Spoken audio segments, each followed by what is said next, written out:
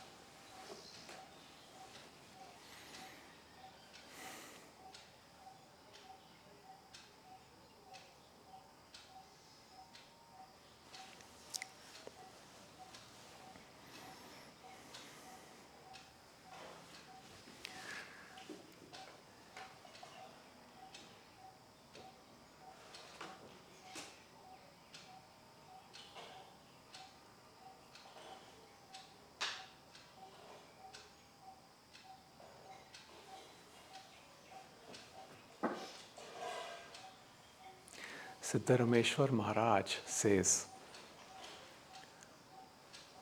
world is dream within a dream.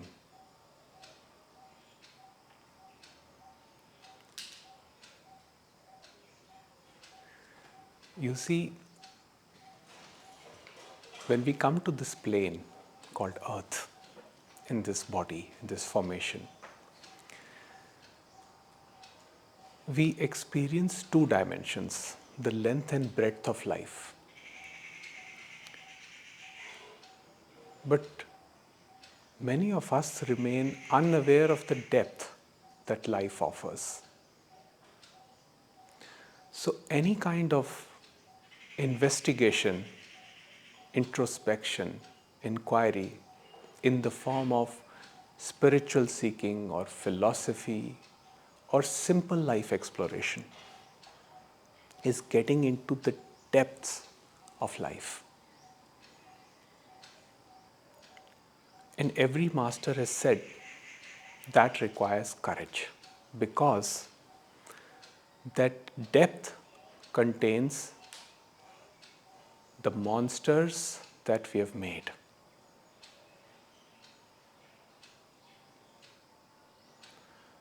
There is no way to go beyond without confronting those monsters.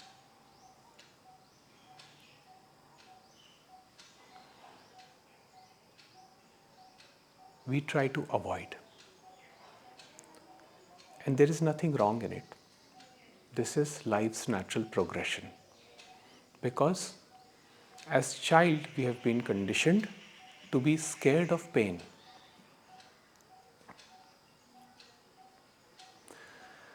But as we grow into adults, we realize that all that pleasure that we seek in life, the eternal background of it is pain.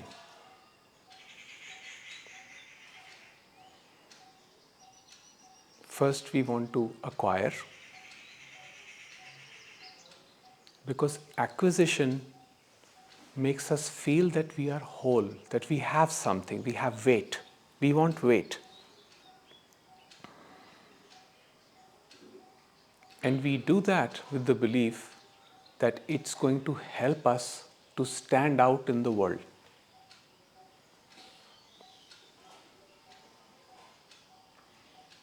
So I begin my journey with this thought that I have to be different from others.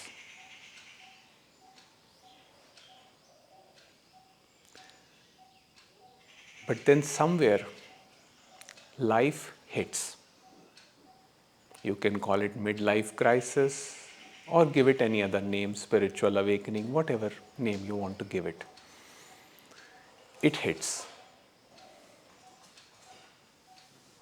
You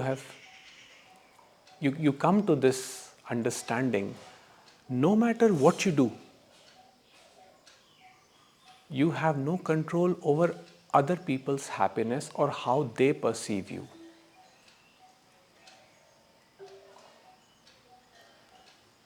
So you begin to question. There comes a grief. There comes anger. So is my life from the beginning up to this point entirely waste? Does it not mean anything? What about my degrees, my achievements? Do they not mean anything?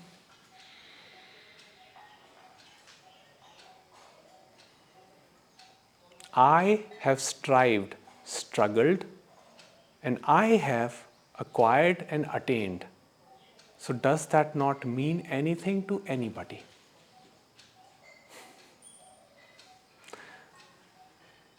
I am head of so and so, I am director of so and so, I have thousands of people working under me. Does that not mean anything?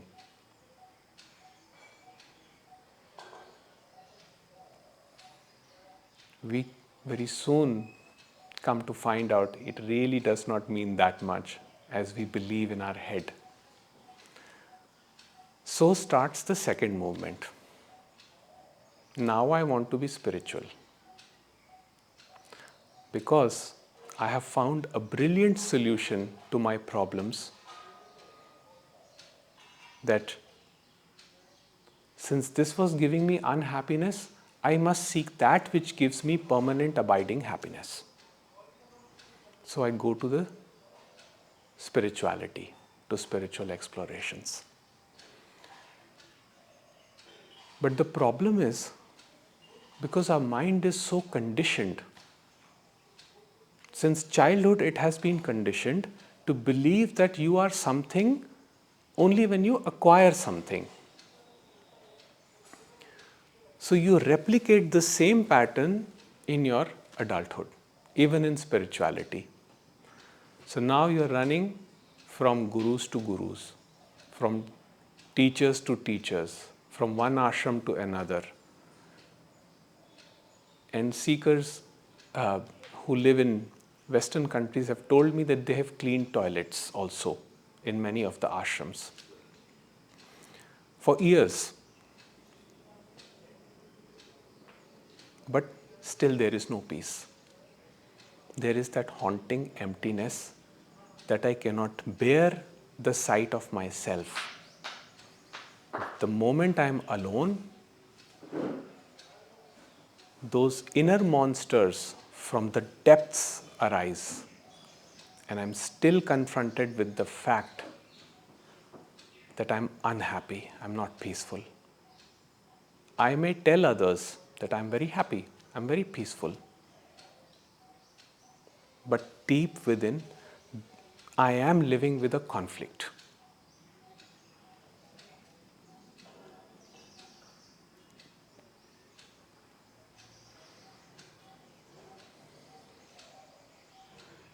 So ultimately, all masters have said this, that that depth of life has to be explored. But do not expect any master, any teacher, any guru, any friend, any relative, any parent to take you there. That is where you go alone. You're completely alone in this journey. Your closest relative, your child, your parent, your partner, nobody is going to go there with you. You have to go there and look at that monster and see it for what it is. So Ramana Maharishi says that you're looking at the wrong place. When you want happiness, when you desire peace in life, happiness in life, you're looking externally for it. Whereas the greatest treasure is here within.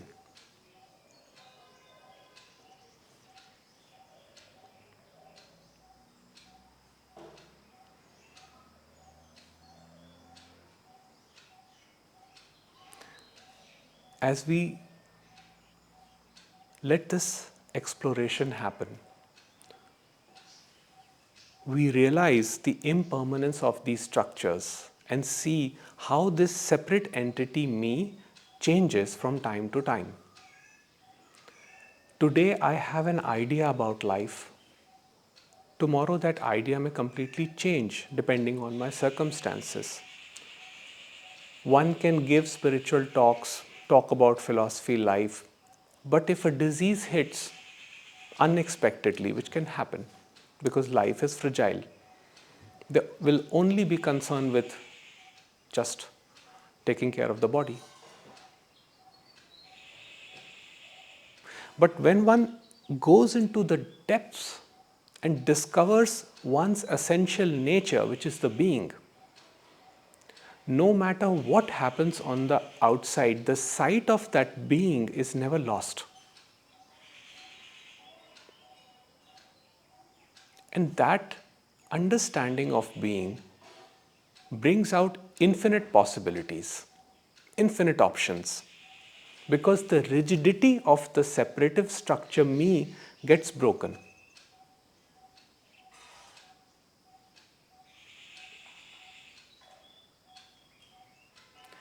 When we live with this conviction that I am just this mind-body organism, this limited entity, identified that with that limitation, I seek the limited only. Then my concern is just my health. Let me just fix my body, fix my mind, do these practices, that practices, which are all helpful, by the way. There's nothing wrong with that. But there is going to be no solution. When we go to the depths of the being, the questions dissolve. So the need to get answers also dissolve along with it. Now the question doesn't hold relevance, because nature of this separative entity, the mind, me, is understood. And it is understood that no amount of intellectual discussion, queries is going to solve this problem of restlessness of the mind or me. Mind's nature is entanglement. It is not going to be satisfied with anything.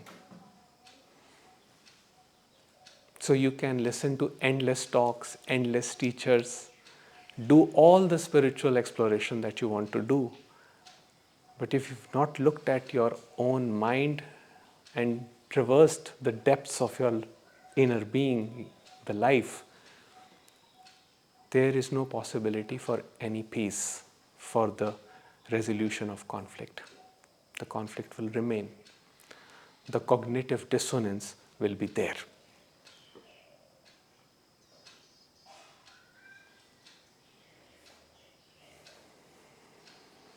So mind is designed to be dualistic.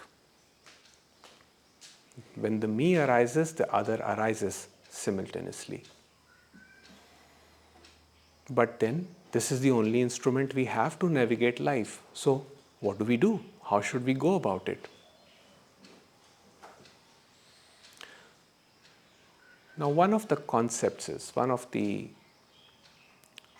theories which I'm going to put forward to you was actually Ramesh's theory, and it's very beautiful. And he says, let's imagine mind to have two components. And let's call one component the working mind and the other component the thinking mind. In reality, there is no such division, because in reality, there is no mind. What comes and goes is not real. Maharaj's words. When Papaji, his disciple, came to him, he says, I see Krishna and I'm sad when he leaves. So Maharishi goes close to him and he says, do you see him now? Papaji says, no. He says, what comes and goes is not real. Every night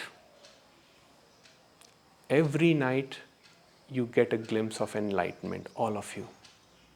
Because every night you disappear in deep sleep. And in the morning you come up again saying, I want enlightenment.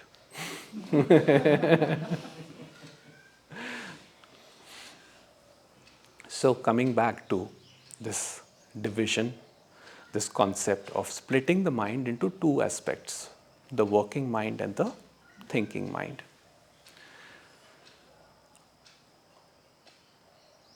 So those of us who have been very involved with life's affair,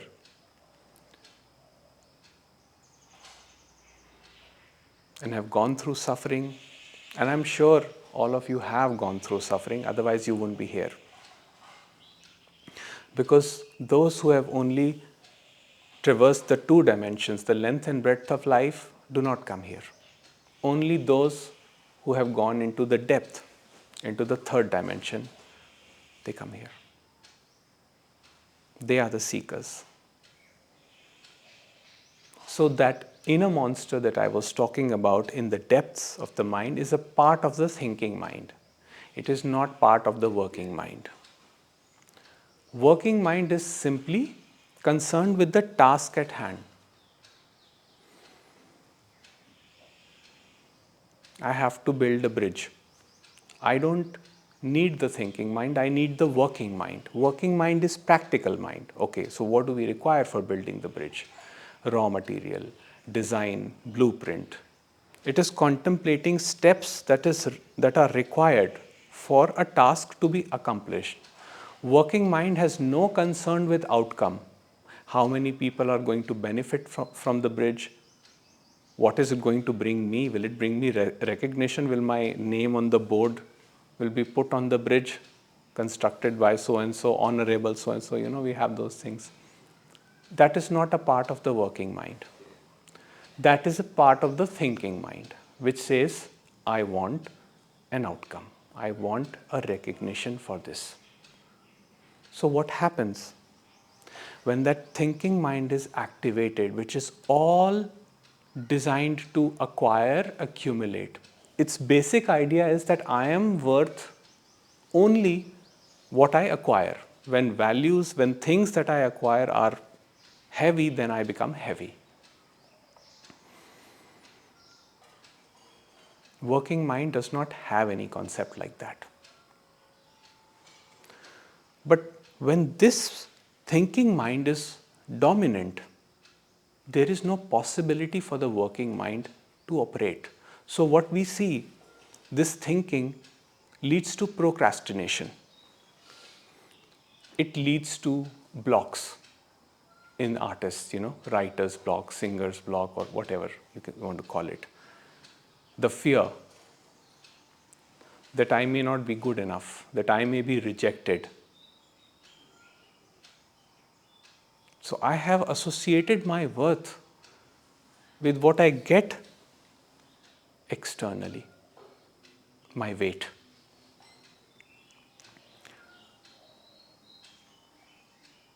But what happens when this message of non-doership goes deep, and it is understood that this is not a process of acquisition, but it is a process of removal of the false. And this has been Nisargadatta Maharaj's main teaching, dissolution of the false.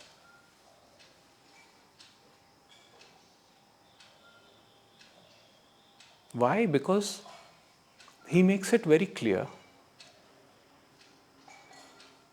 Whatever you acquire is never going to be loyal to you. Whatever. Generally, we speak of loyalty in terms of relationships and all. But there are 1,000 types of betrayals. Not just romantic infidelity is betrayal. There are 1,000 types of betrayal. Somebody you love, you put trust in, and just one day they are in bad mood and they snap at you. That is a break of trust. But that is life too, and that is going to happen. But there is one entity, or call it anything, that will never betray you. And that is what all teachers are pointing to. You can call it by many names, but doesn't do justice to it. Cannot be explained conceptually. So this thinking mind is identification with the false. My life, my ideas, my ambitions, what do I want to achieve, my greatness.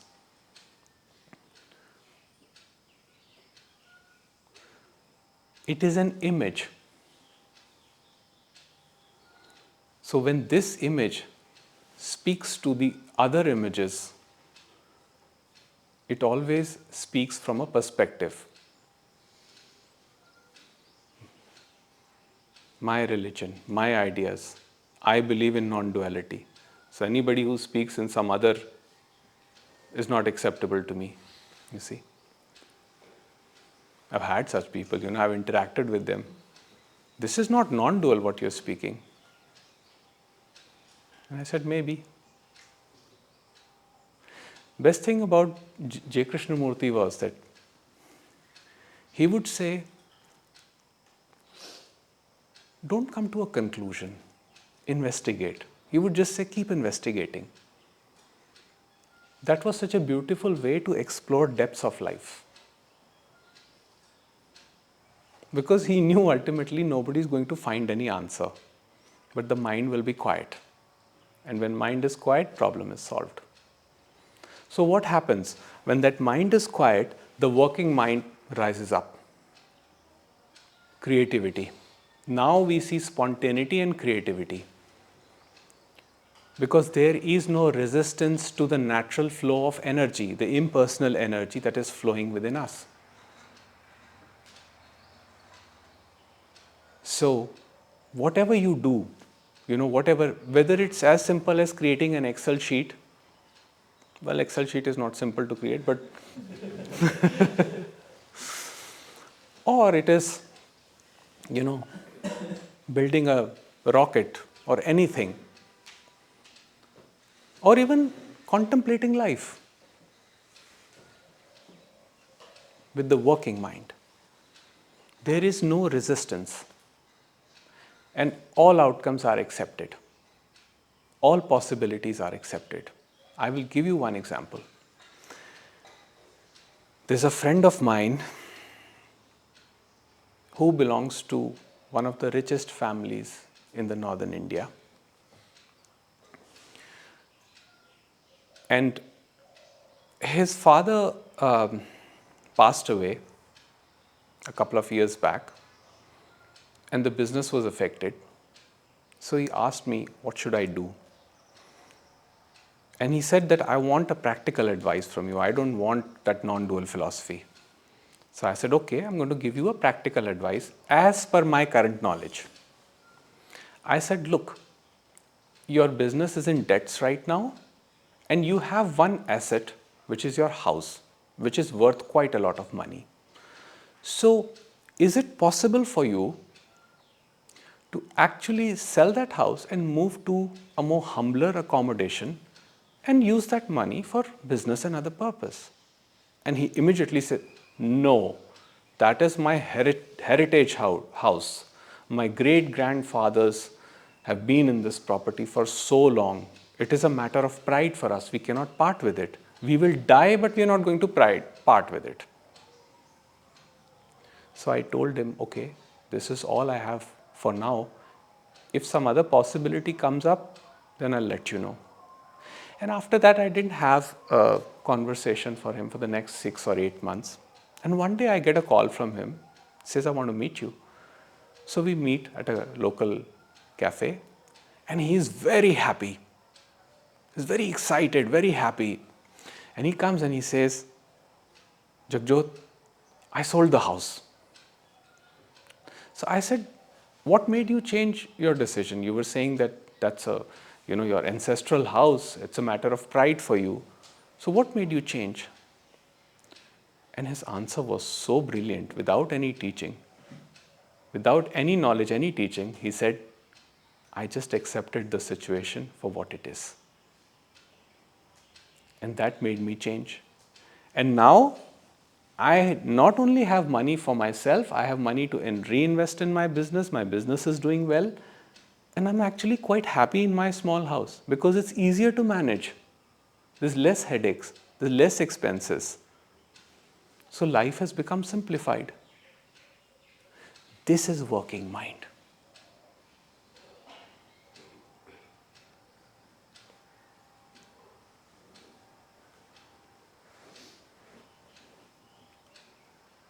This impersonal energy that flows through, it may flow through as any form of creation, speaking, writing, singing, art, dancing, or any other thing. This is so potent and so creative. The level of creativity a person exhibits depends on how detached they are from the thinking. When the great painters or the artists like Picasso were doing art, they weren't thinking about how well it's going to sell or how well it's going to do. They were just immersed in the process. So somewhere the me was lost, and there was only art, there was only painting. So I think in our last talk, I gave example of an artist like Michael Jackson. If you speak to him, he was such a he seemed like such a meek personality, speaking very softly and, not engaging too much into the discussion. But when he was on the stage, he rode like a lion, his voice was like so impactful, and not just that, dancing and everything, some energy overtook him. That was pure working mind in action. And in the case of India, I see something like that in Mohammad Rafi. Again, when you listen to his voice while he's giving interviews, so somebody is asking me, okay, so are you going to sing this kind of song? Ha ha, yeah, ha ha ha, yeah. But that's what he's going to say, nothing else. He's not going to give you any philosophy or what he has done or this or that. But my God, when he sang,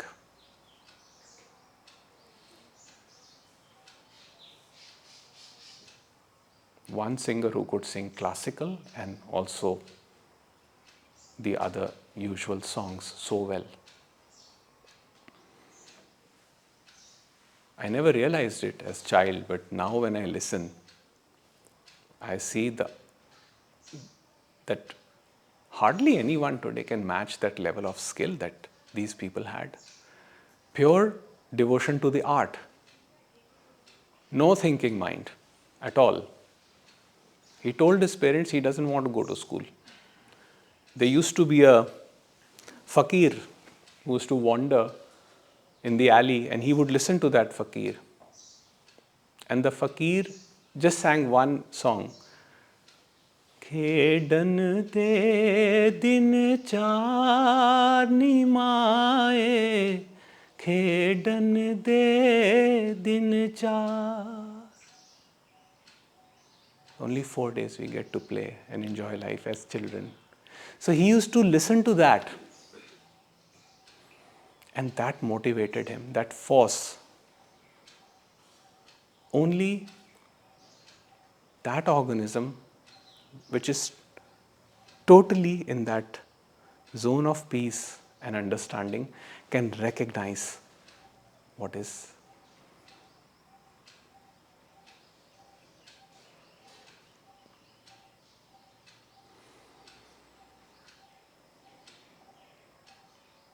What happens with us is that we carry our past.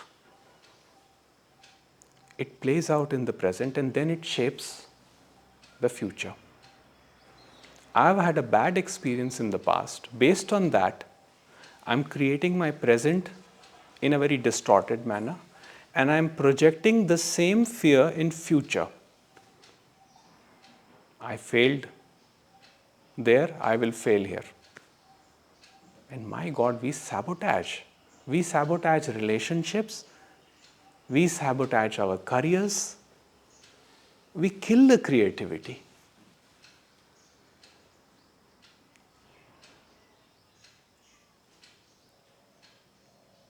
It is all effort. Thinking mind is effort, the oppositional force. And then we do another thing, which is we try to counteract effort with effort. So thinking is a problem, so I should not think. Now that is more effort.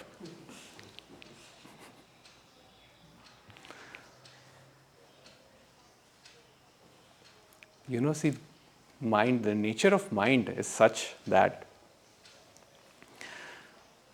it always likes to do things. So it will say, it will come to an abrupt conclusion that all problem is because of my thinking. So let me change that. I need to change that. So it will give itself another task. Now let me be quiet, let me not think. So already I had 1,000 thoughts, now I have 1,001 thought. The final thought being that I don't have to think. And then my problems will disappear, all problems will be solved. So I get into meditation, I sit in the Padmasana and I close my eyes and I feel very blissed for half an hour, 1 hour. But these masters were so introspective, they recognized what this rascal, I call it rascal mind, what this rascal mind is doing. It is learning the skill to be quiet. It is a skill. And you see, skill is good. It helps in life. Now, I would say it is helpful. So I never discourage anybody from meditating. I do it myself too. But I know that it is a skill. Mind knows the time that you are going to be quiet, so it will be quiet at that time. But the moment you get up, it's going to bring everything up. All of a sudden you will realize, oh, have I locked the house properly? Have I paid the bills? Have I done this? Have I done that? All of it is going to come back. So the whole movement is either the thinking mind is lurking in the dead past, or it is caught up in an imaginary future. When it is in the dead past, we call it sorrow. When it is in an imaginary future, we call it anxiety. What if? What if this happens? What if that happens? What if my loved ones leave me? You know, Gautam was once sitting with a cart, and they were talking about death. So Gautam said that I see people close to me now passing away. And I feel scared that one day even my mother will go and there will be nobody left with me. What is going to happen then? And Eckhart was quiet. And then he said, when everything goes away, that is enlightenment. When you have nothing to hold on to, no support, that is enlightenment.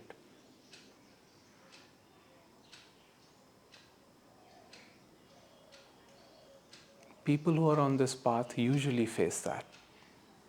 Everything is pulled apart one by one.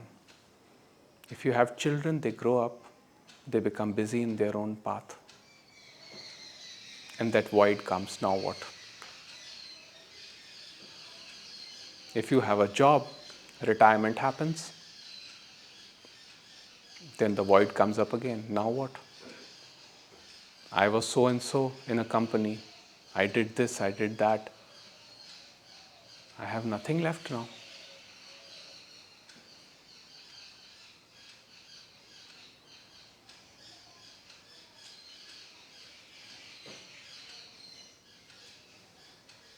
So every time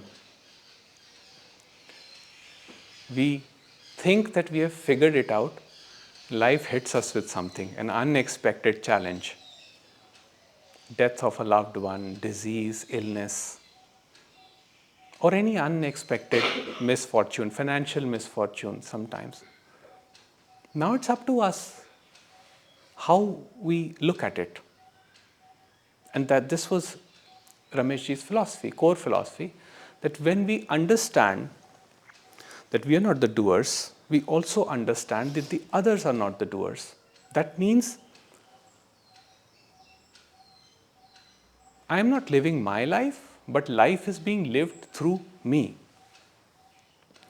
I am just an instrument that is acting and reacting to forces that are created by the environment. And forces that are created by the environment are not in my control.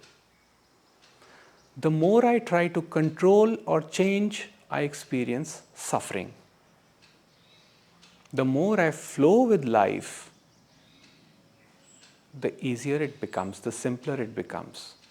And that is also the philosophy of Wu Wei, which roughly translates to non-doings or the effortless action. Effortless action is working mind. Even the Bhagavad Gita says that you are not capable of inaction. Something will always happen. You can sit idle and say, I will not think. But you see, that is not how the human organism has been designed. Thought is going to arise. So we cannot block thoughts. We cannot use force to quiet the mind, because that is the instrument of the mind. That is the thought itself. The more we try to do something to quieten the mind, the more we find ourselves to be more nervous. And I've seen this with so many people who say that we had been on a spiritual path for so many years and we were told, do this practice, do that practice. Now again, no practice is bad. There is immense benefit for body, for mind. I do agree with that. And I never tell anybody to stop a practice. But if you do a practice to quieten the mind or to understand the mind, you are using mind as an instrument. So it's not going to reveal its nature. You see, Descartes, the philosopher, he said, I think, therefore I am. But you see, if thinking were you, you would know yourself as thinking. The dimension that you are in right now, that will never become an object of your experience. So, for example, three-dimensional life, okay? A three-dimensional being, which is us animals, cannot be in three dimensions. It has to be in a dimension greater. But that dimension will never become the object of your experience, because you will only perceive that appears in lower dimensions.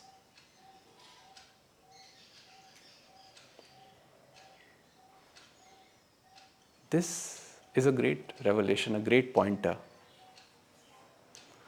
because this begins to quieten the mind. When we understand, we truly cannot know the dimension, the self that Ramana Maharishi is speaking about, the Tao. We cannot know on what principle it operates, how it operates, why we are here, what is the purpose of this life. The moment all these questions come up, there is one question that arises: who wants to know? Isn't it the conditioned entity that believes in its limitation as a 3D object, wants to figure it out, wants to know, and thinks that once it has figured it out, life will be all peaceful, all blissful? So what we do is, in traditional performative spirituality, is that we create an object of fascination and we call it enlightenment. Once I have enlightenment, the abiding happiness will be there. So I run after that search. I think that others are enlightened and I am not enlightened, so I must get something from them. They have something that I do not have. So when I say that, in that moment I am identifying with my limitation. And that identification itself keeps me trapped in thinking.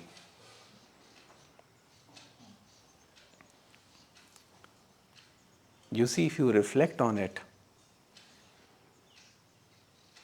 there will be a lot of revelations.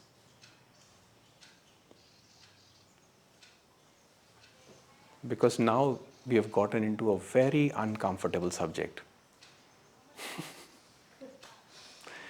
But this has to be done.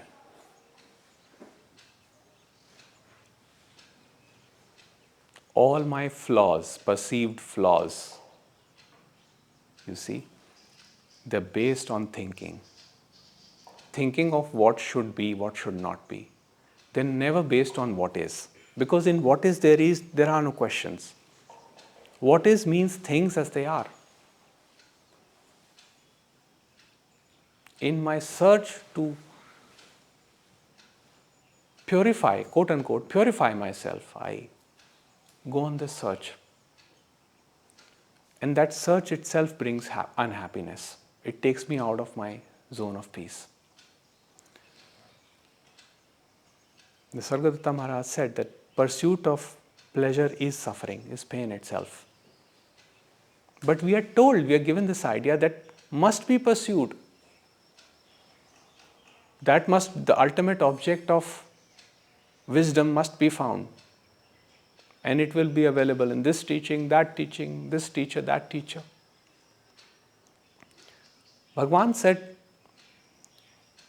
anything that is external can only just point. Rest is up to you.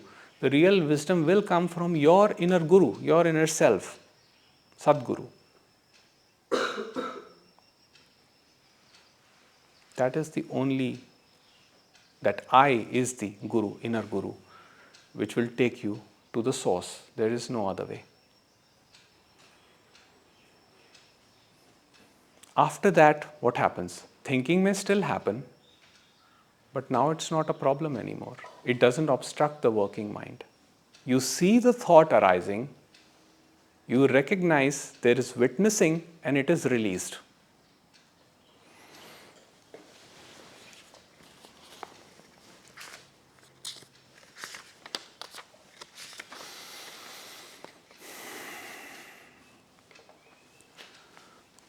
The only true meditation is the constant impersonal witnessing of all that takes place in one's life as mere movements in the universal consciousness. Ramesh Balsekar.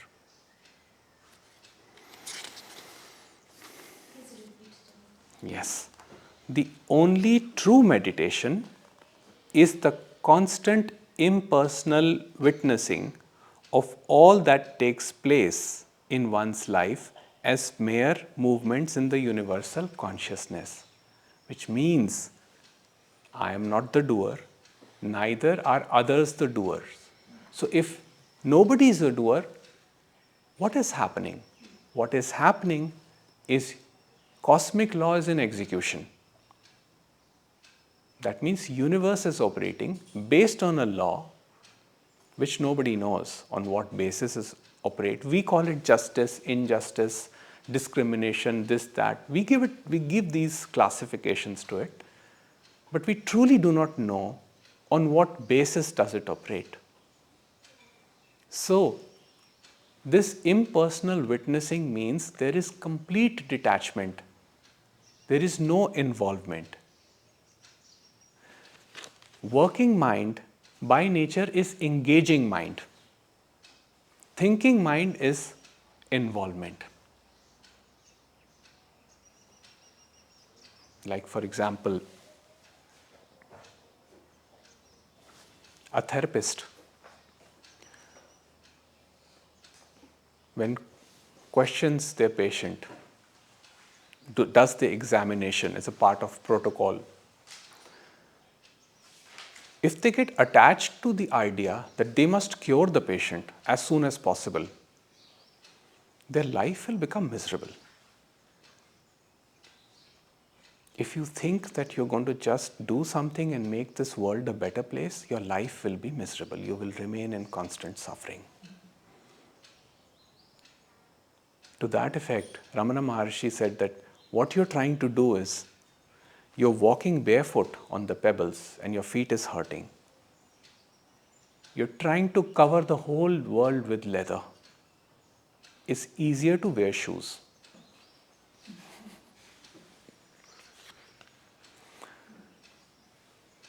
But there is something here which is so big that takes charge. I will be the change bearer. And what happens is that it strengthens the involvement. So one loses peace. When one loses peace, others around are also affected.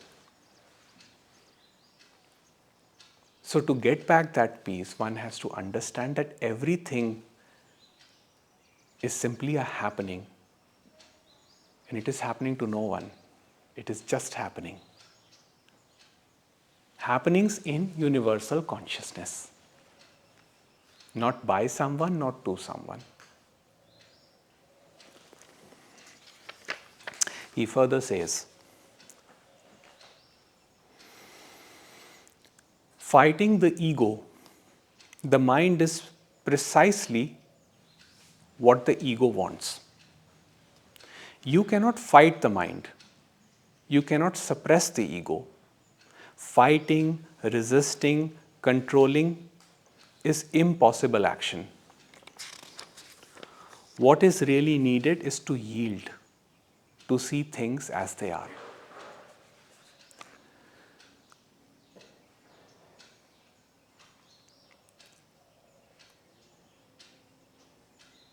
Some people are conditioned, their mind is wired in such a way that they build very rigid beliefs since childhood. Things should be a certain way. Now, it is not that there's any teaching or scripture or meditation or practice that is just going to change that overnight. Some things may change, some things may become light, but basic conditioning will remain. So, to yield, when the master says to yield, what that means is to accept that there is that conditioning. First accept. After that, who knows? Maybe it will change, maybe it will not. That is your destiny. But it will not happen without yielding, without first surrendering to it. That is why I said, when we explore the depths of life, first we have to yield to the inner monster.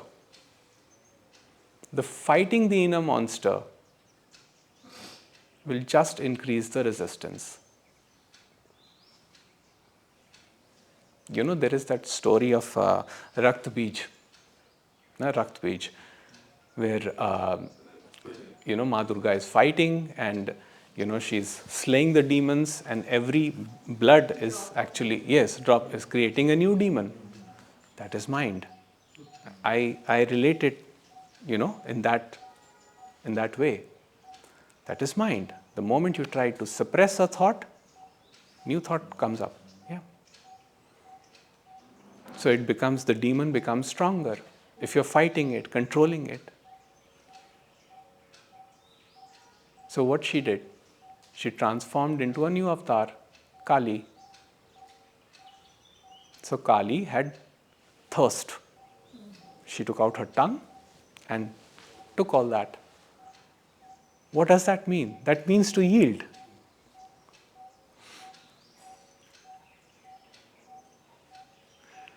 Just a small detour. So this friend of mine, who's not an Indian, she was describing one of her incidents, and she was at some organization where something happened which she didn't like. So she just, had a massive reaction, and she came back, and then next day she calls me and she tells me, Jagjot, that day I showed them Kali.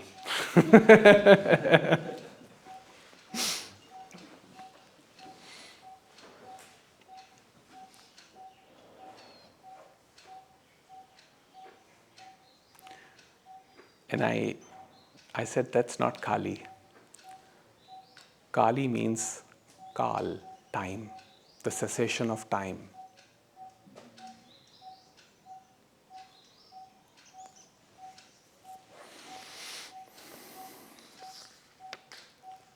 So to see things as they are, to yield. There's always a resistance in spiritual seeker to yield. We want to continue the seeking because it gives us thrill and enjoyment, and we are addicted to that thrill. Because my identification becomes that of a seeker. It becomes my purpose, So if the seeking is gone, then I'm not left with any purpose. Now what? First you told me material world is useless, so I got into spirituality. Now you're telling me even spirituality is useless. Now what do I do?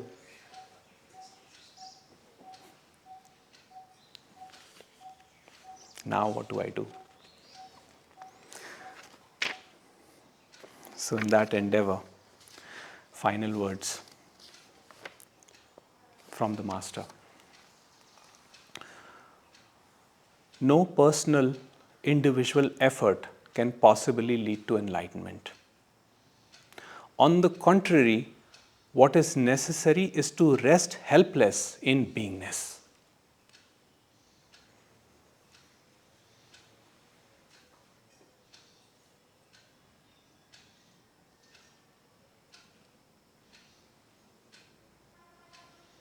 knowing that we are nothing. To be in the nothingness of no mind state in which all conceptualizing has subsided into passive witnessing. In this state, whatever happens will not be our doing, but the pure universal functioning to which we have relinquished all control.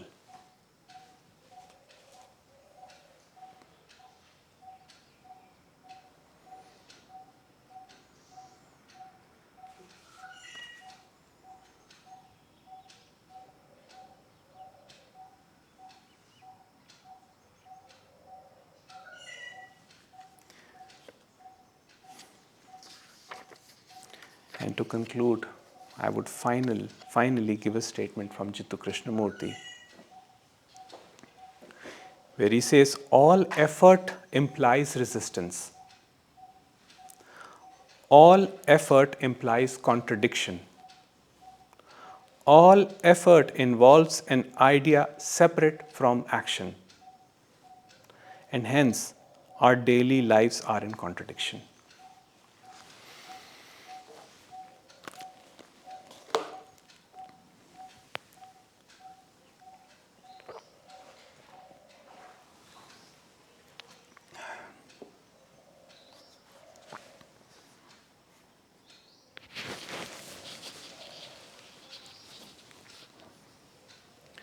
All right, we can take up questions. 2 feet poem. Oh, yes, okay. Can you just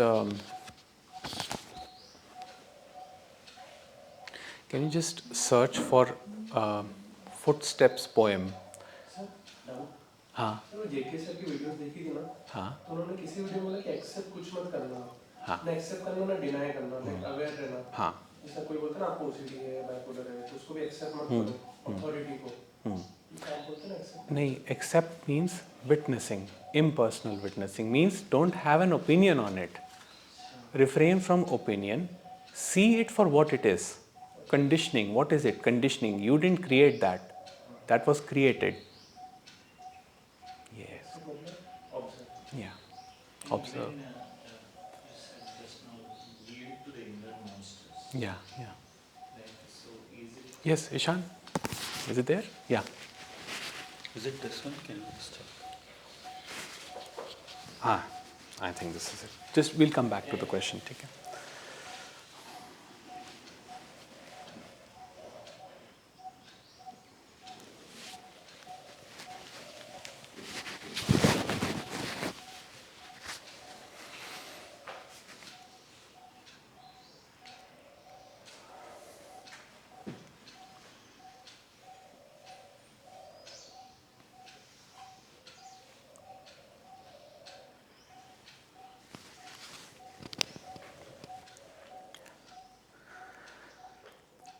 One night, a man had a dream.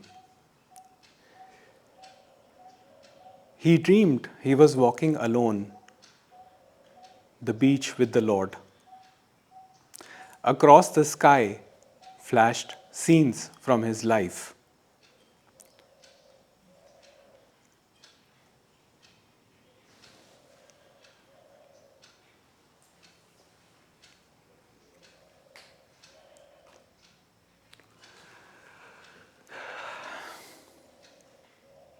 For each scene, he noticed 2 sets of footprints in the sand.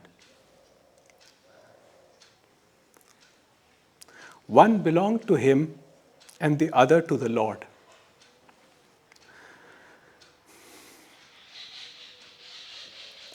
When the last scene of his life flashed before him, he looked back at the footprints in the sand. He noticed that many times along the path of his life, there was only one set of footprints. He also noticed that it happened at the very lowest and saddest times in his life.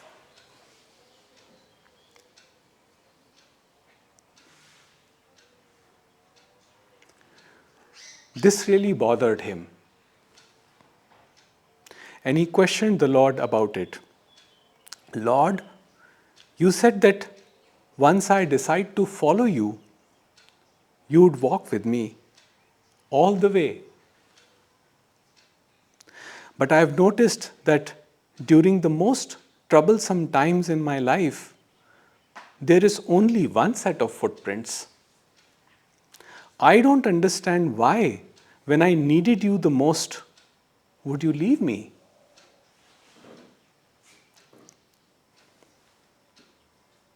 The Lord replied, my precious, precious child, I love you and I would never leave you.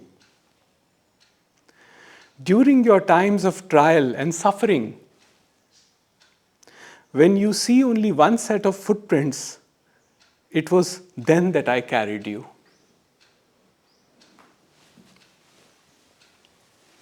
Thank you, Shyam.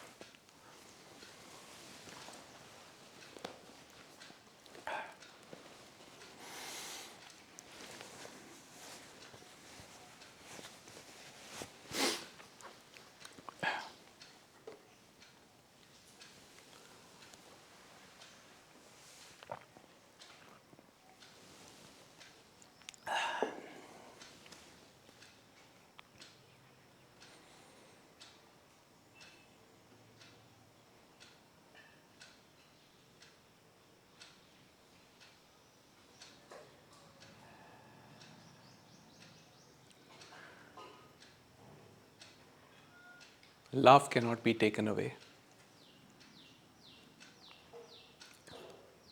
Its essence is indestructible.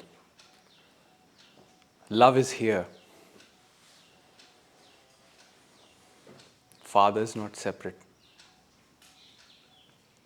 There is no separation.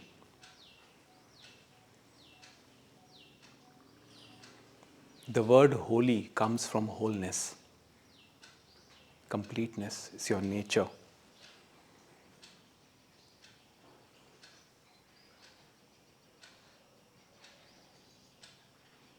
All inclusive.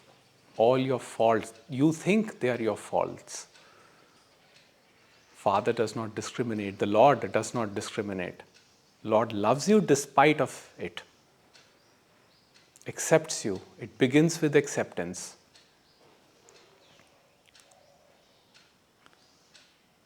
You cannot lose that love.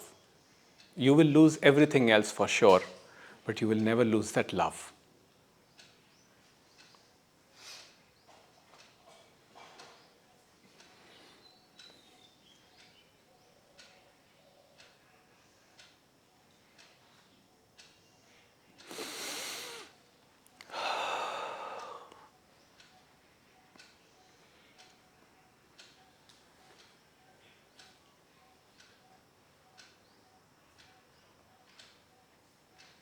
Just take a moment to connect with that.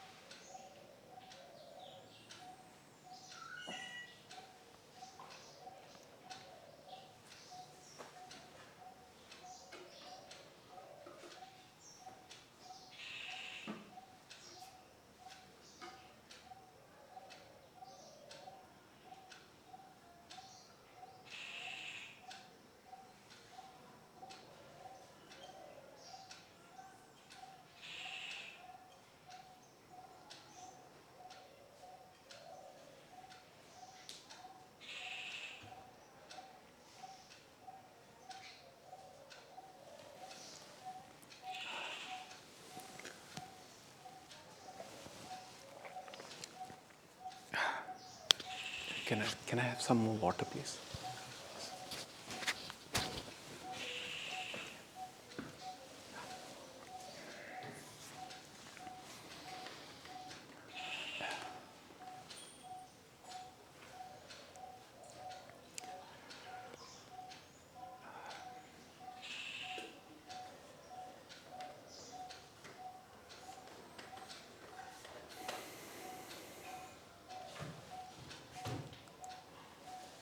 Thanks, Ishan.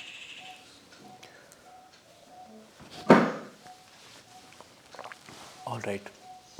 We can have questions now. Ishan, there. First there. Okay.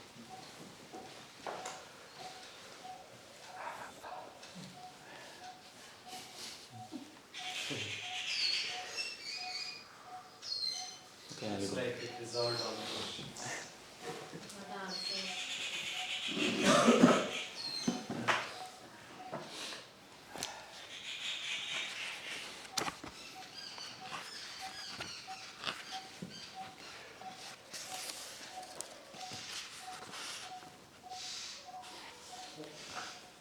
इसमें मैं जाता हूँ ना, वो बोलते कि ये mic, take the mic.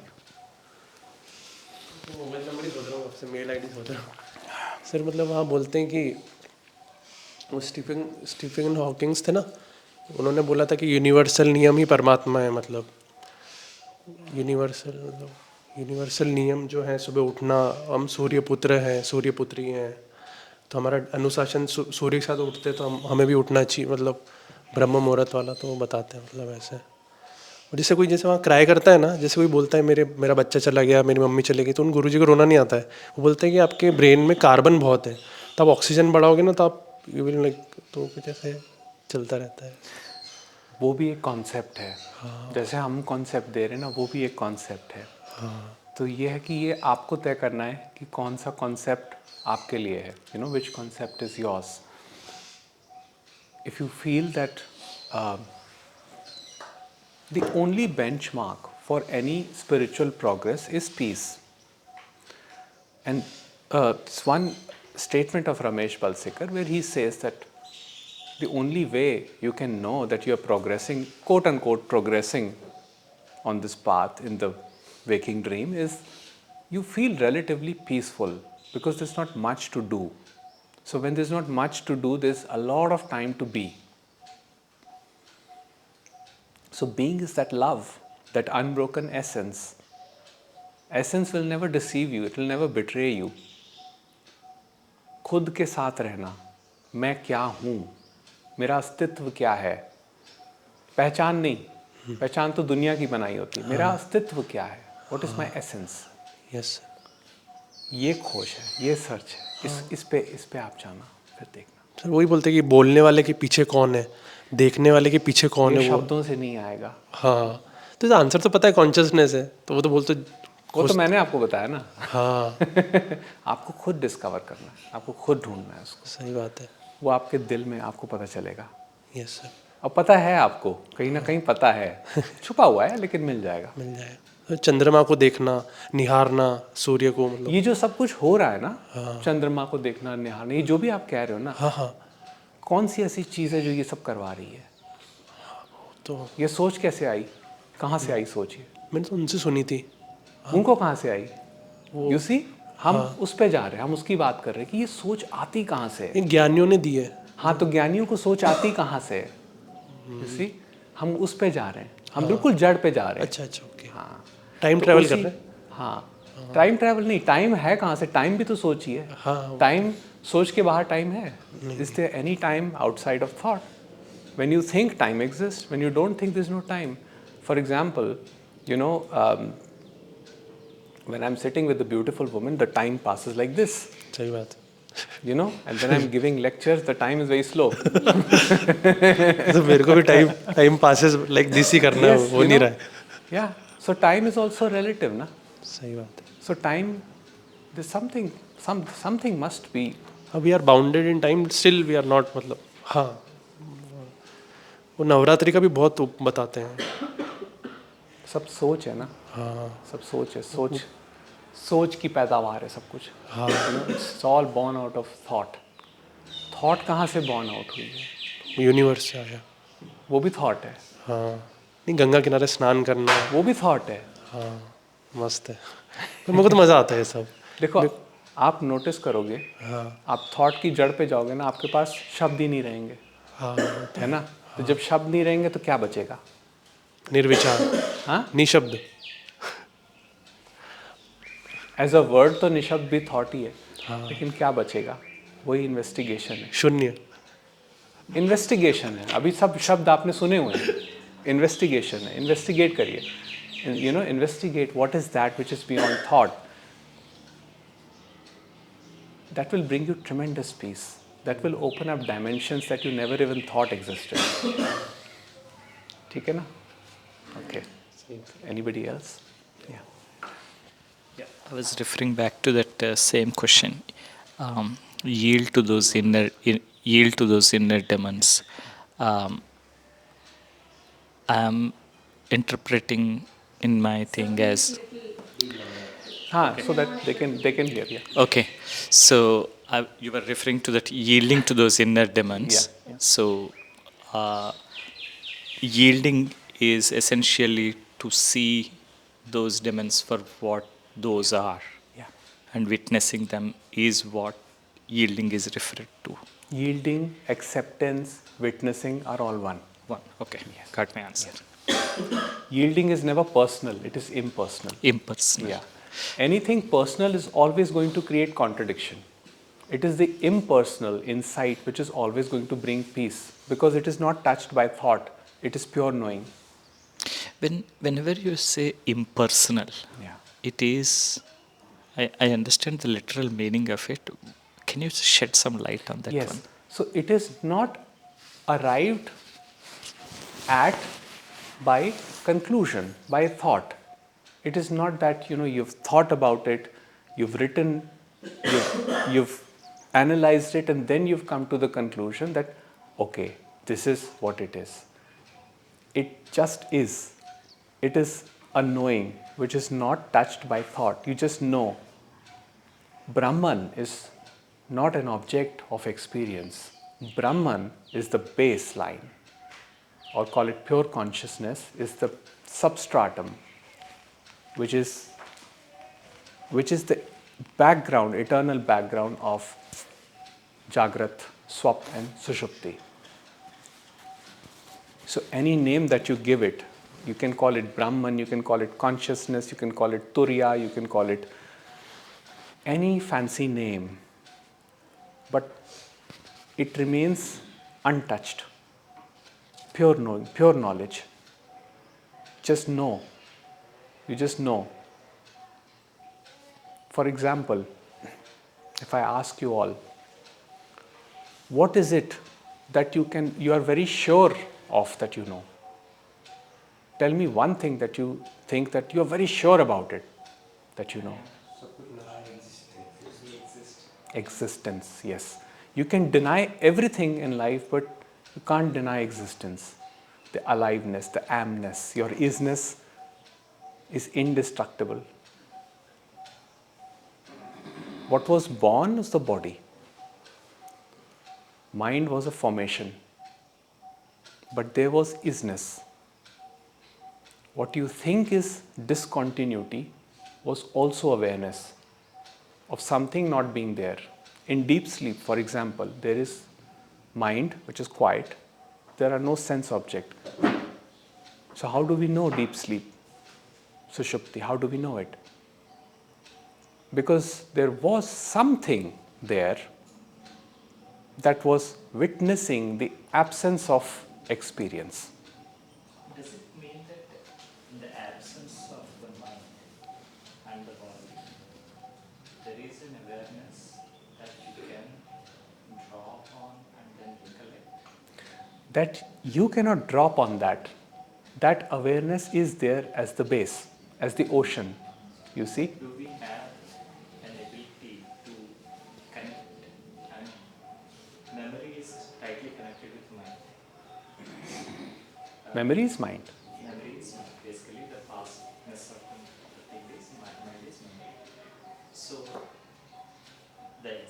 that you are giving about the deep sleep.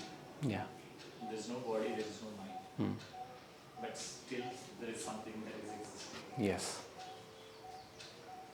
Yeah, that's the pure thing, the substratum that Yeah. you call. Any conclusion that you come to, any time you try to objectify that, you've made it into an object of your experience. Objective experience. It's now in the realm of imagination. You've lost the touch.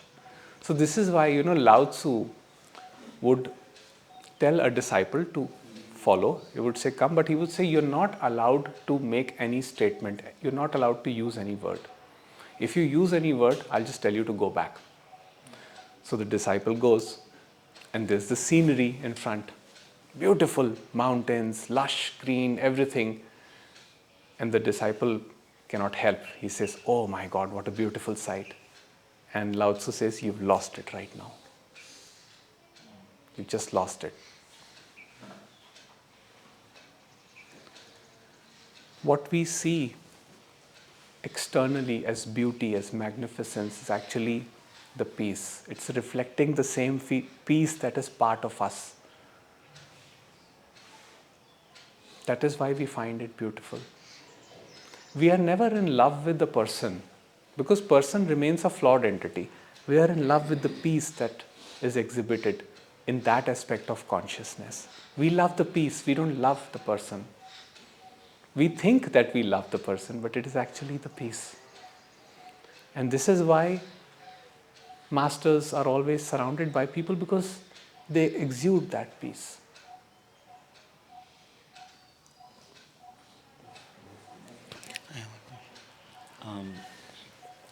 I was reading this book by Krishnamurti in the morning today, and very coincidentally, a lot of paragraphs were on this topic of memory.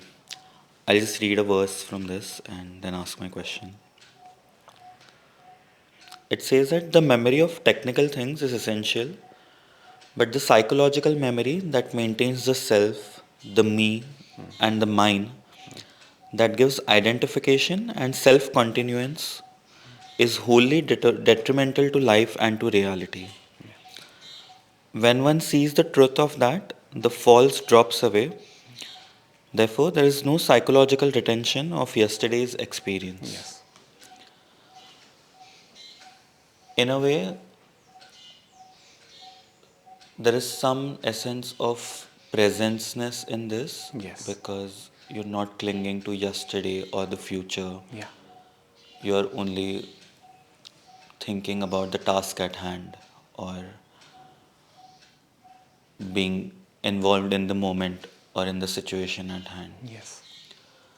How does this then define a relationship? A lot of time relationships are based on certain promises you make for the future, Yes. or Yeah. certain things you must have done in the past, that okay, I have decided to be with this person, Yeah. and I'm not questioning that being. Like when I am with the person, Yeah. I can love that person totally. Yeah. But just like to put it simply, what if now in this moment I'm away from that person in this retreat? Can I still love the others in this retreat with that same love? And yeah, like that is my question. Can you just read the first line? The memory of technical things is essential, but the psychological memory that maintains the self, the me, and the mine, that gives identification and self continuance, is wholly detrimental to life and to reality. All right. So he has created bifurcation between the working mind and the thinking mind. So the technical aspect is the working mind. The me aspect, me is the thinking mind. So here's the thing. When you are in a relationship with someone, what do you see? Do you see them for who they are, or are you attached to the imagination of what they should or should not be? That defines the quality of your relationship.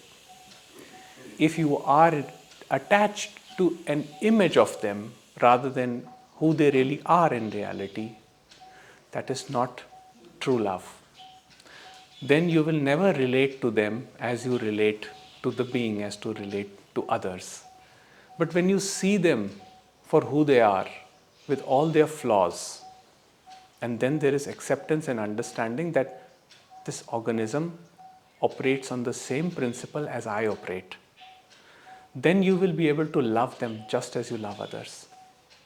Now, of course, in a romantic relationship, there is intensity and all those things will be there. But there will not be attachment in that sense. There will not be the grasping.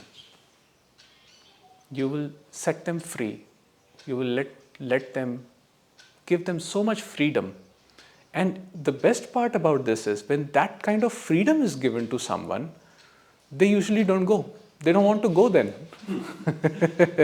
It is only when you try to, just because, you're my girlfriend or boyfriend, I have certain rights, and then you try to pull them, they get afraid. And we do the same. It's both ways. So the thing is, this whole psychological thinking, which Jiddu Krishnamurti is talking about, is an image. So I live in identification with my limitation, my image. That image is interacting with another image over there, which is a projection of this. I want my partner to be like this, like that. I have a certain image about what my partner should be like. So what I do is, this image superimposes another image onto that. And what happens is, it's just the images talking. This says she should be traditional, she should know this cooking, that cooking, she should talk like this, she should be soft, gentle, whatever, you ideas you have. And they have the same ideas about you. He must be this way, he must be that way, more caring, more loving, more this thing, must say these things, I love you, you love me, this, that, all the time. So what is happening? One image is talking to another image. It is just images interacting with each other. So is there a connection? So you see, the connection of beingness is broken.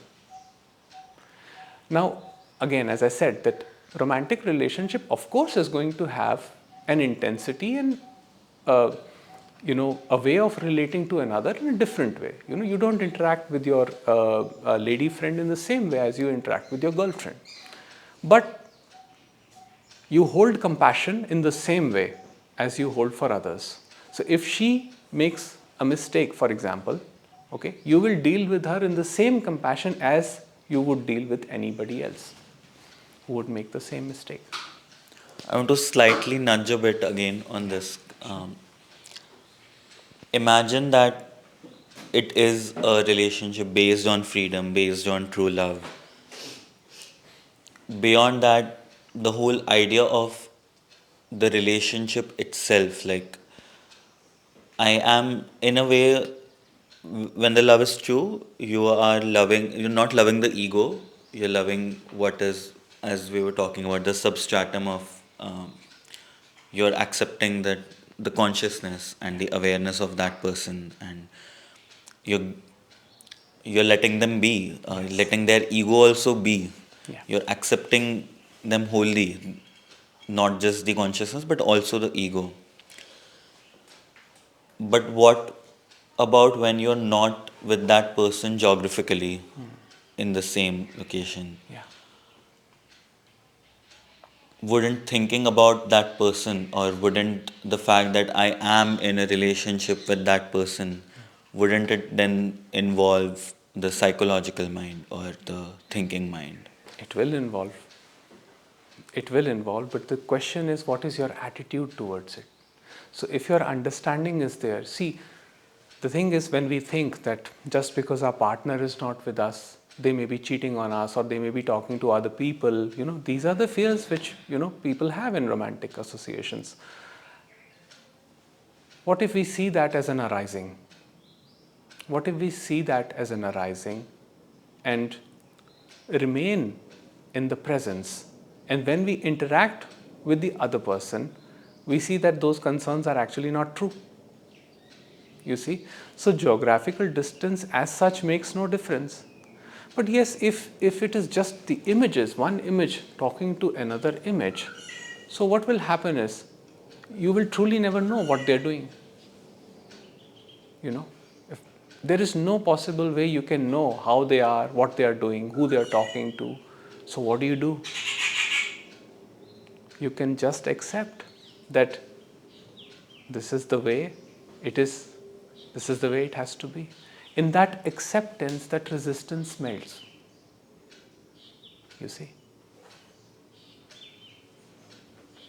Can we be in a relationship with everyone in an equal manner? No. You will always have preferences, favorites, not favorites, because life is not designed like that. But yes, there will be an undercurrent of knowing that just as consciousness powers me, the same consciousness powers others.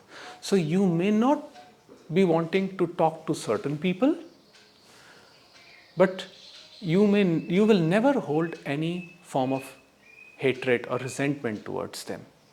In other words, you are not going to strengthen your image. You will be at peace, knowing that it is one energy that powers everything. The understanding, I say understanding not as an intellectual understanding, the understanding of the heart, the undercurrent of consciousness is the understanding of the heart. It is not an object of experience. The moment experience comes into the picture, there will be an experiencer. Experiencer means divide. Division means conflict. Division means suffering. So you see, so you are never going to, equality is just an idea in the mind. There is no equality as such, because life is not designed like that. Okay, thank you.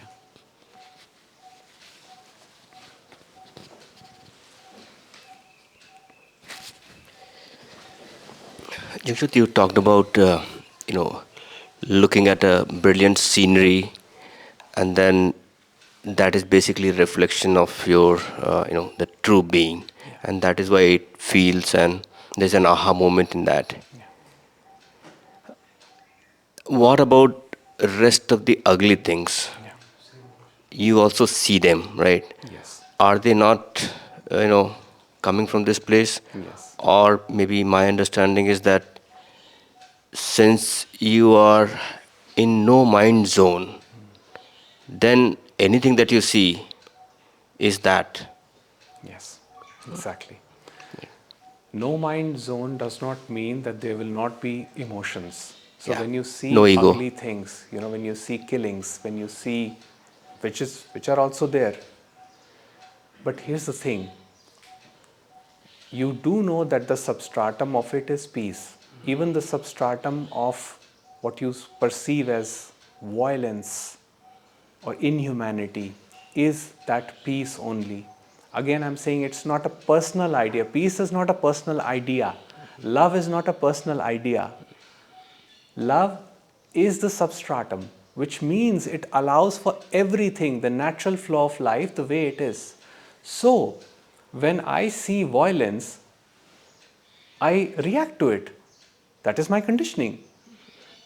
But I am in acceptance of it. I'm not going to dwell on it. I'm not going to say it should not be like this, or I'm not going to hate or condemn anybody as such. My concern will not be with the objects. My concern will be just witnessing my internal states. So in that internal state, anxiety may appear, fear may appear. I know that source of it is love. Source of it is one. This non-duality teacher, Richard, okay, I'm not going to use his full name, but so I used to have conversations with him, and somebody came to him. He was giving a lecture in a place in one of the satsangs, and somebody came, and she said, "Richard, tell me something. Is dog shit also love?" And he said, "Absolutely." And Nisargadatta Maharaj says that love does not discriminate. That's the thing. So how does this understanding help us? It helps us by keeping us in presence, by understanding the essence. Then we can actually use the working mind to come up with practical solutions.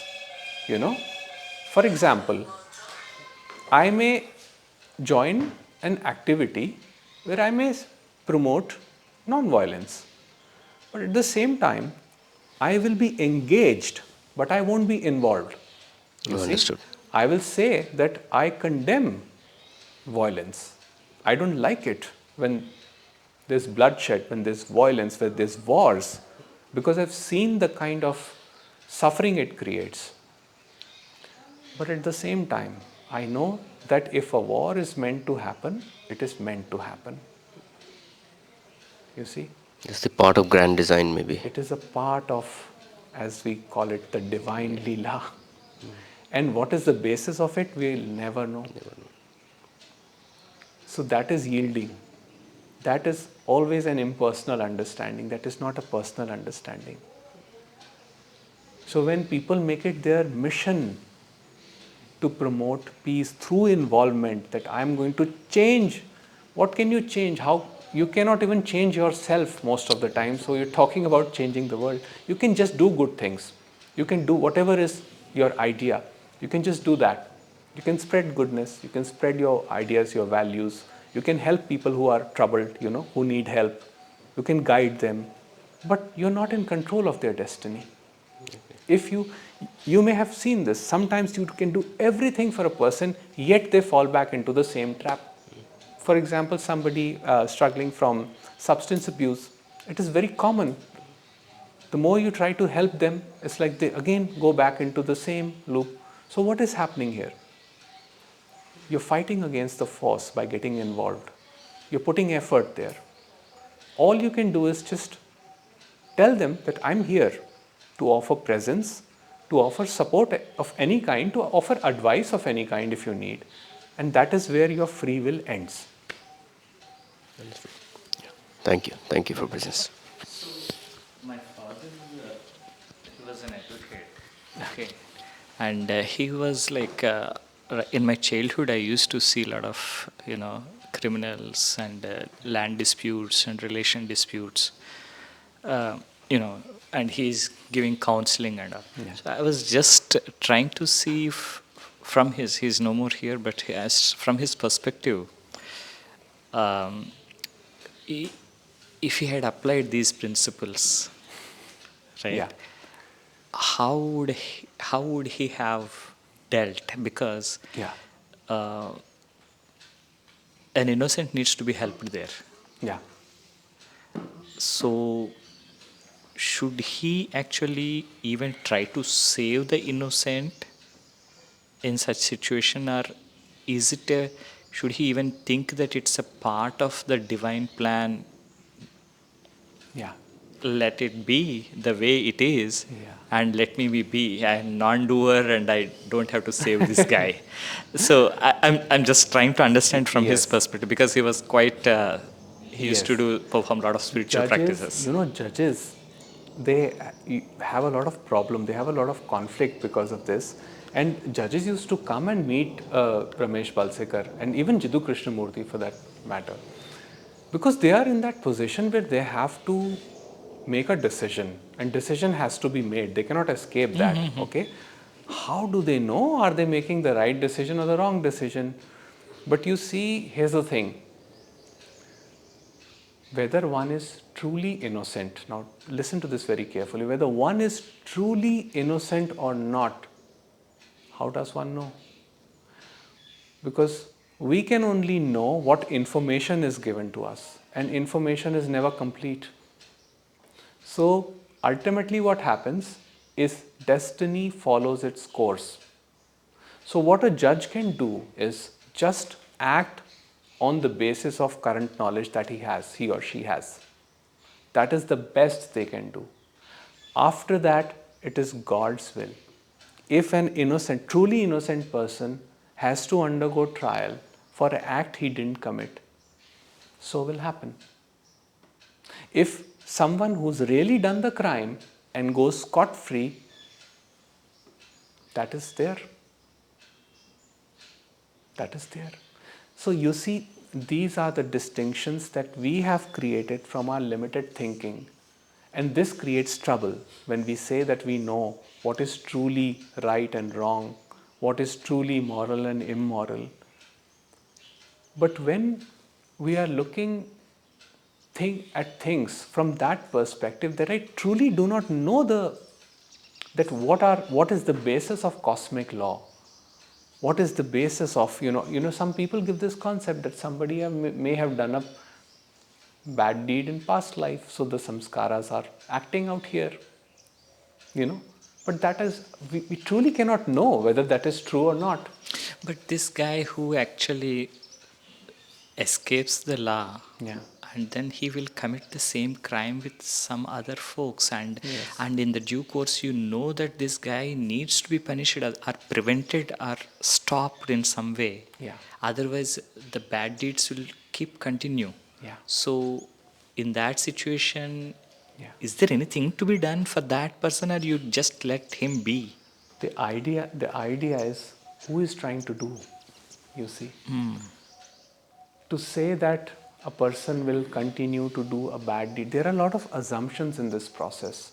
Right. That there will be a continuation, there will be acting, reacting. I've covered this aspect in my book, The End of Me and My Story, in the chapter of free will. So all that can be done is like, whatever the circumstances permit you, you can act and react according to that. So if a person goes scot-free, and we believe that he or she has committed the crime, it is our idea that they are a criminal. We do not know the true cause of it. We truly do not know in totality what is happening there. So we are acting from limited information, and that is life. That will always be there. You see, we can give judgment based on our concepts, and our concepts are always limited. But that is the best that we have. So of course, law will operate according to the way it is. If it feels that somebody is guilty, they will. So what happens in the case of a sage? When the sage is falsely accused of something and put behind bars, the sage may in the moment offer arguments and say that, no, I've not done this, you're wrongly accusing me or whatever. But if despite everything, he's still awarded the sentence, he will just accept that. He will not live in a contradiction. He will not live with the regret, with the pain that injustice has been done to me, because he does not live with the sense of me. You see? Similarly, a sage, if he awards punishment, and let's say the person turns out to be innocent, will not live with the sense of guilt that I committed a wrong deed. As we were talking yesterday, that Bhagavad Gita also says that you cannot commit a wrong deed. In my concept of right and wrong, I have made a small concept of my own. It is simply this, that anything that brings you closer to your essence, your peace, is right. Anything that creates separation is wrong. That is it. There is no other right and wrong. When we go into society, into things, into nature of things, we assume a lot. And one human mind is very limited to know the entirety of it all. So what can it do? The created object can only surrender to the will of the creator source. But at the same time, sometimes I hear this word from Krishna that dand hi daya hai.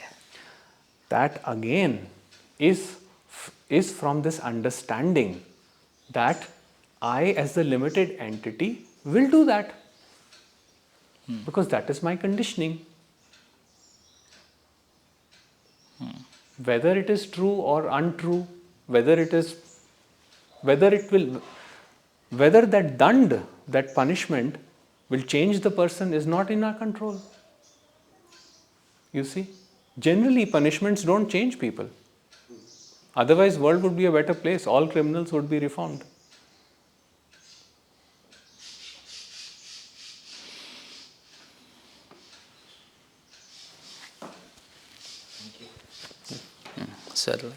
have two questions. First question is related to the memory, like working memory and psychological memory and other things which which you are talking about. Working mind. Working mind and the Thinking thinking mind. Yes, yes. Okay. Second question is about that poem. Okay. Sir, the first question, like, sir, like 4 or 5 years I was into this exploration of awareness. Into this presence, awareness, Oh, what okay. is and all. Okay. So somewhere I have like right from last 10 days, I seriously started my preparation for the entrance examinations. So I was not even able to sit for 10 minutes to read the book. You were not able to? Sit 10 minutes even to read a book. Okay, I see. But if I close the book and sit in presence, just feel what you are, Yes. I'm going hours together. Yes, yes. So I was talking with one of the persons here, and he asked me, what's exactly bothering you? I told him like this is. Then he told me, Praveen, you are having the problem with concentration. You are not able to read. Awareness is a separate thing. Concentration is a separate thing. Then there was this aha moment. Oh, yes. But sir, like when I'm trying to, but now the need of the hour is that I have to concentrate on my studies because I have to pass the entrance examinations. But I can see a clear distinction between an awareness and a concentration. When I'm concentrating, there is me who is concentrating. There's an object of concentration that is being there. Yes. Awareness is something different where I just sit there and sometimes I even miss myself. Yes. If I be there, I cannot read the things which is in front of me. So there was this collision that was taking place. Yes. How to go about this and all. So, like the person has given me some idea how to go about this, but somewhere I have this fear. If I start this, I might lose my awareness thing and all. First question is this, sir.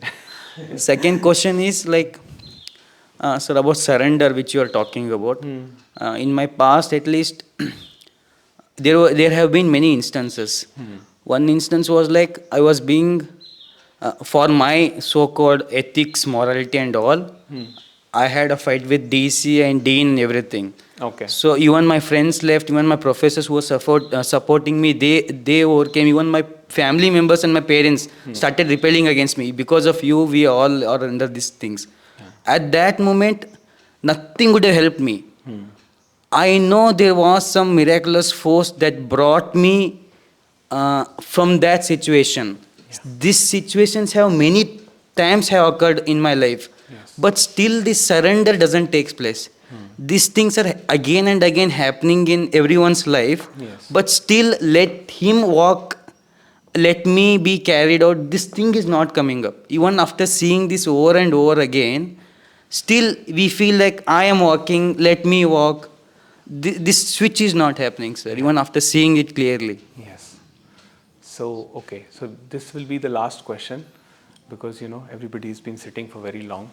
So the answer is, what if I say that this is what it is and there's no escape from this? What are you going to do? If I say there's no solution to it, what are you going to do? Ultimately, the only option will be to yield. Right? Nahi ho raha, you trying. Again, that resistance is coming back multiple times. It is saying, I love that awareness. I want to be in that awareness. But I can't because I have to study for an exam. So right now, exam is your reality. Concentration is your reality. So me, the subject, concentrating on an object. Right? If I say, let that be too. You see, you think you have lost it because of the intensity. Separation is an illusion created by the intensity, but what we forget is that it is never detached from awareness. It is that very awareness that you feel deep inside you that is enabling this process only. So can we, for a moment, just say, if it is happening like this, maybe this is how the universe wants it to happen. For now, right? But when I have an idea in the mind that once I achieve that, okay, that awareness, you see, when you were in that awareness, there was no thinking, right? Yes. There was no thinking. But when you had to study, because we don't like to study, then you wanted the awareness. Yes. So you see what is happening here. You feel peaceful there, but you're saying this is not peaceful. Yes. You see, the mind has created the split. I can accept that, but somehow this is less. What if I say and tell you that this is also that? And you're never detached from the awareness. In fact, even right now, as you're asking this question, you're asking, your ability of perception comes from that only. If that was not there, would you be able to ask a question? So, to conclude, I would just say, when King Janaka asked Ashtavakra, tell me the truth, Ashtavakra said, the truth is that you are the unaffected witness of the phenomenal world. That is the truth. There is nothing you can do to be that. Anything you try to do to be transforms you into something else. But that transformation is only in the split mind. In reality, it is only the awareness that is making that possible. So you're never separate from it. There is no split at all. So if hungry, eat. If exams, study. And whenever you get time for sitting in awareness, doing meditation, do that. You see, where is the conflict? There is no conflict. Conflict comes into picture when awareness becomes my object of fascination. Once I stay in that, abide in that continuously, then I will be whole or something. You see. Why give such a heavy burden to yourself? See, just relax. Do what comes naturally. Chaliye, okay. Thank you so much.